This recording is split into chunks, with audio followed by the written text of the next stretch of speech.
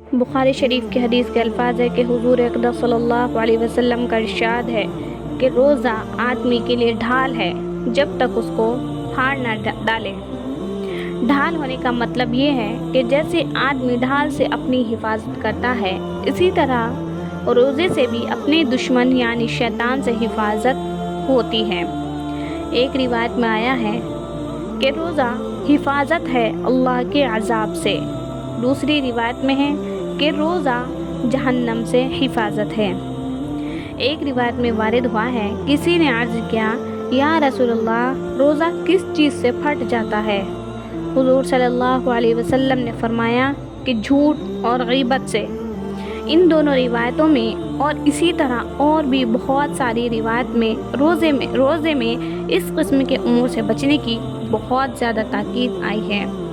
بخاری شریف کی حدیث ہے کہ روزہ آدمی کے لیے ڈھال ہے، اس لیے روزے دار کو چاہیے کہ زبان سے کوئی فحش بات یا جہالت کی بات مثلاً تمسخر، جھگڑا وغیرہ نہ کرے۔ اگر کوئی دوسرا جھگڑنے لگے تو کہہ دے کہ میرا روزہ ہے، اور اگر وہ بے وقوف نہ سمجھو تو اپنے دل کو سمجھا لے کہ تیرا روزہ ہے۔ تجھے ایسی لغویات کا جواب مناسب نہیں۔ بالخصوص غیبت اور جھوٹ سے تو بہت ہی احتراز ضروری ہے کہ بعض علماء کے نزدیک اس سے روزہ ٹوٹ جاتا ہے۔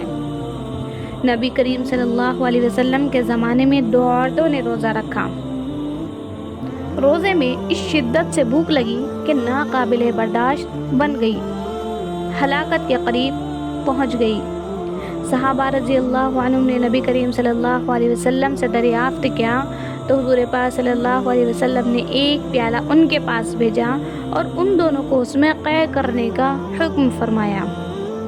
دونوں نے قے کی تو اس میں گوشت کے ٹکڑے اور تازہ کھایا ہوا خون نکلا۔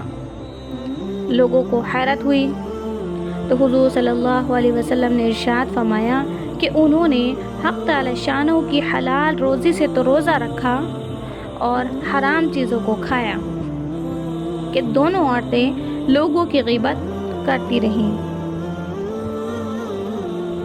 اس حدیث سے معلوم ہوا کہ غیبت کرنے کی وجہ سے روزہ بہت زیادہ معلوم ہوتا ہے، حتیٰ کہ وہ دونوں عورتیں روزے کی وجہ سے مرنے کے قریب ہو گئیں۔ اسی طرح اور بھی گناہوں کا حال ہے، اور تجربہ اس کی تائید کرتا ہے کہ روزے میں اکثر متع کے لوگوں پر ذرا بھی اس کا اثر نہیں ہوتا اور فاسق لوگوں کی اکثر بری حالت ہوتی ہے۔